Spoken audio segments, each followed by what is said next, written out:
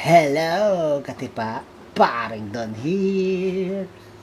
Ito, tuturo ko sa inyo yung lead guitar. Yung ano lang, yung mismong main part ng lead. Yung pinakang ad-lib part ng minsan ng The Eraserheads ang ating ituturo. Ito. Tadadaan. Laging iisipin na minsan na okay? Tunay, ito na. Yan.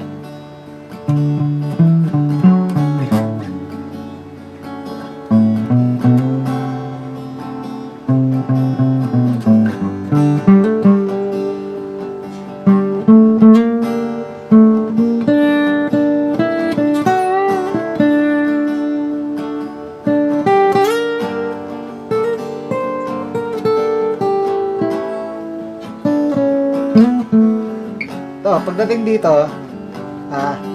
hindi ko kayang gawin kasi nakaharang yung gitara ano. Pagka ganito ang gitara ninyo, hindi pwede dito sa area na ito. Dito tayo sa okay.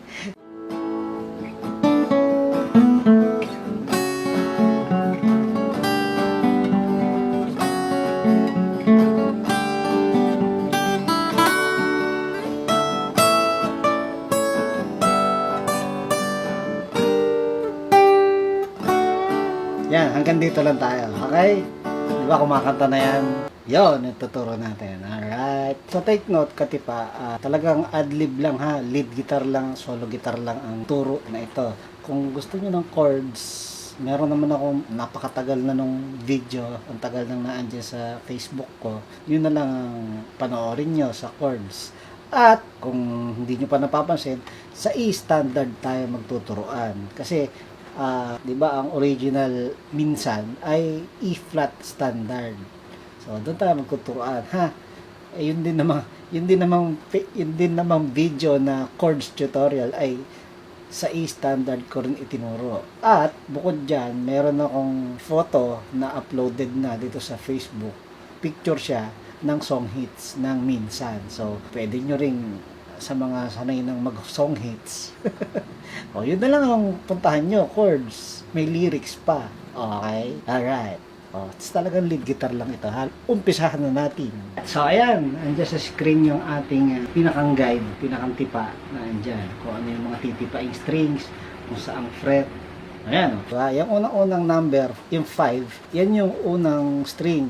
6 string yun, ha? Paatras siya. 6 string, 5th string, hanggang maging 1st string yung nasa kanan. Okay? So, 6 string, 5 daw. 5. So, yan yung magkaibig. Magkato. Okay? So, tunay na magkato. Okay? Biglang, ito susunod. 1st string pa rin. Sa 10th fret. Okay? And then, so, ibig sabihin, dito pa rin yan sa 10th fret. Yun. Yung susunod, then, 12 yun, then, tapos babalik sa 10. Ang susunod dito ay 5th string, 9. So, pangit yung daliring na ilagay ko. Dapat, dito pala. So, kasi para mailagay ko itong 5th string sa 9. Okay? So, iba dapat ang daliri niya. Pwedeng ano lang, middle finger. Wag mo nang palitan. Di ba? Tapos, yung tuturo. Yun. Ito na nga, yung sa 9th. Okay? And then susunod, balik sa 10th na 6th string. And then, bababa ka. Power on. Yung sa pinanggalingan mo, 5th fret. And then, isa pa, slide down hanggang 2.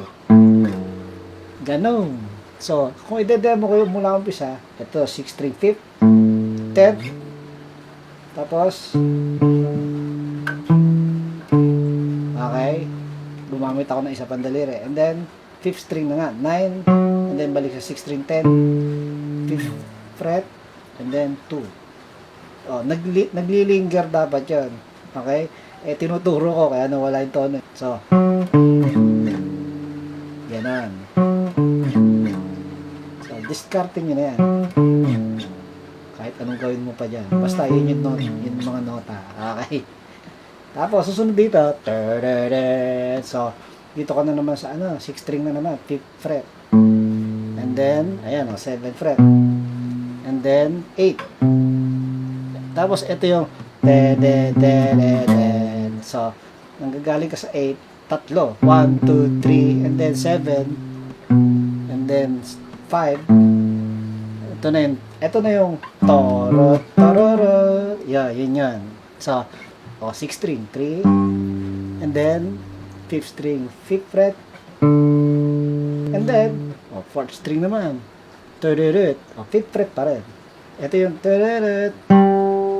hammer on sa 7, and then babalik dyan sa pinanggalingan na 5th. So, ganun yun. Tapos, ito naman, susunod, yun. So, ito na naman yung pagagalawin mo, yung 4th string, 5th fret, and then 7th fret, 7th fret, and then pa-slide din mo. 8 yan. Okay? And then, meron pa.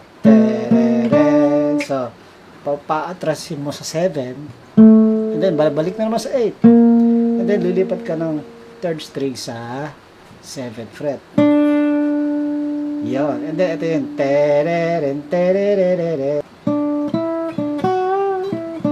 Yan. So, nanggaling ka rito, yun na naman ang paandarin mo. 3rd string 7, and then 9, balik sa 7. And then, biglang, eto gamitin mo yung isang daliri, 2nd string ka na, 7 pa rin. Tapos, ayan iha-half bend mo raw, pero release din yung tunog. Ganon. And then, balik ka sa 3rd string. Ayan 9th fret yan. Then, 7th fret. Tapos, ito na yung yan. Paano yan? So, ganun na naman. Yung papatakan mo na naman yung 3rd string. 7. And then, 2nd string ka na. Yan. 8th fret. And then, pa-slide din mo. Pa-slide din. Okay? So, 11. And then, yung 10, pupunta ng 10 yung 2nd string. Hammer on 11, pull off 10. Okay? Yon. And then, i-slide ka sa 13. Tapos, babalik ka sa 11 and 10. And then, 8. And then, 3rd string ka, 9. Ito, terereren. Yan yun. After nung 9.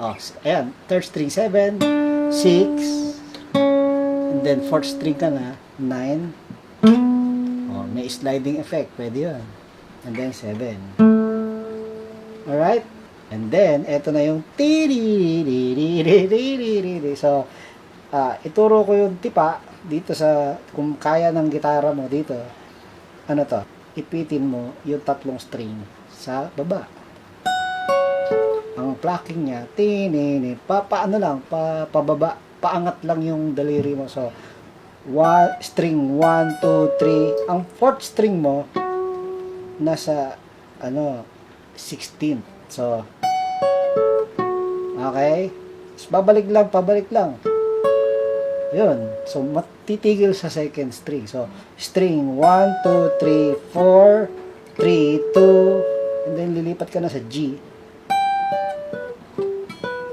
So, sa G, ang tipa mo ay 1st string, 2nd string 15, 3rd string 16, and then 4th string 17. Okay? So, ganun din ang string number na ipa-pluck mo. 1, 2, 3, 4, 3, 2. Okay? 1, 2, 3, 4, 3, 2. So, babalik lang dito sa F sharp minor. 1, 2, 3, 4, 3, 2. Pero, pagbalik dito sa G, 1, 2, 3, 4. Hanggang 4 ka lang. Dahil gagato ko na. Okay? At yun ay 1st string 15. And then 12. And then 14. And then 12 dalawa. And then 10. And then 9. And then 12 ulit. Tapos 10. Ito yung Yan, 10, 10, 9, 10. Ayan, 10, 9, 10. Okay? So, kung ide-demo ko yun,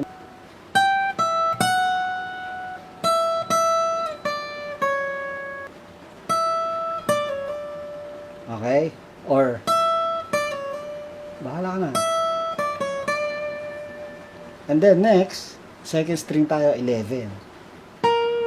And then bababa sa 8. Then ending sa 7. Second string pa rin. Grace note na half release. So, hanggang dyan lang tayo ang turuan natin. Okay? Yun.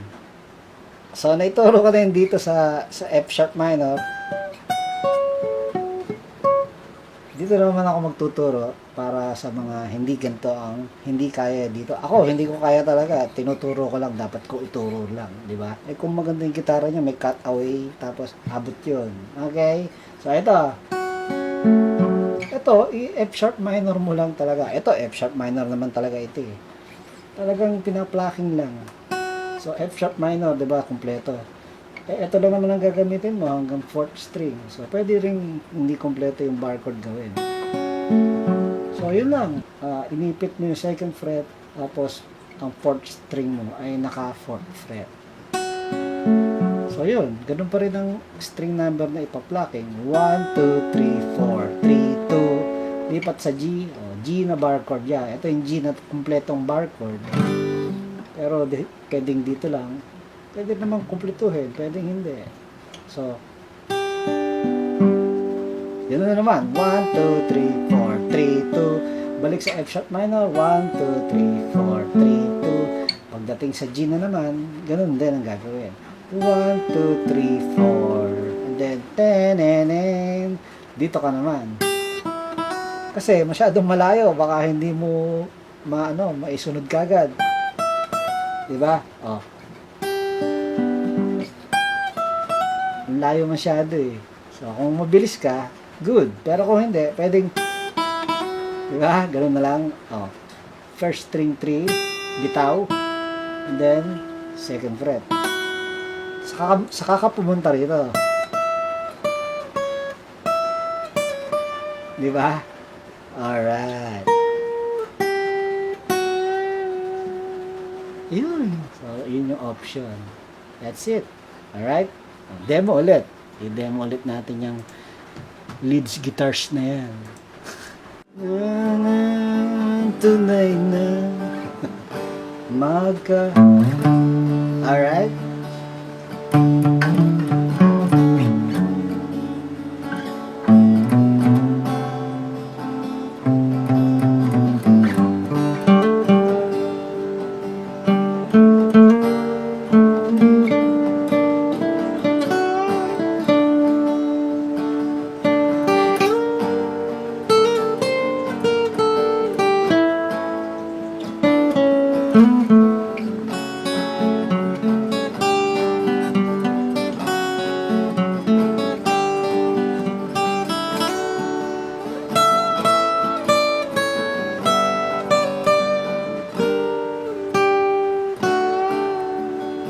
Yeah!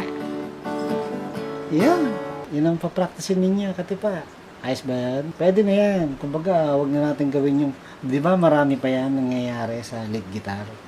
Wag na muna yun. Yan na lang. Pang jam lang yan eh. Adlib.